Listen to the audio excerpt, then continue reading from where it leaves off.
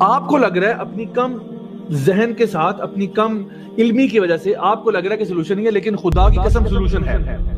So don't tell me کہ میں ایسی مصیبت میں ہوں جہاں سے کوئی راستہ باہر نہیں. یہ جھوٹ ہے.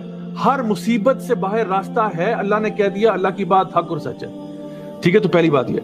دوسری بات اس میں بڑی اہم جو ہے وہ یہ ہے کہ جب آپ کسی ڈیفیکلٹی میں ہوتے ہیں اور آپ کو لگتا ہے کہ میرے ارد گرد سارے دروازے بند ہو چکے ہیں اور آپ کو وہ پرابلم سمجھ میں نہیں آ رہا ہوتا، یہ بات جان لیں کہ اللہ سبحانہ تعالیٰ کے جو پلانز ہیں نا وہ اللہ کو ہی پتا ہوتے ہیں.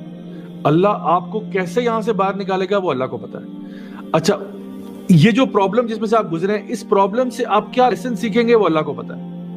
اور اسی لیے میں آپ کو بتاؤں ایک بڑی خوبصورت ذکر، بڑی خوبصورت دعا نبی کریم صلی اللہ علیہ وسلم نے سکھائی کہ ہم کہتے ہیں کہ رضیت باللہ ربا وبالاسلام دینا وبمحمد صلی اللہ علیہ وسلم نبیا.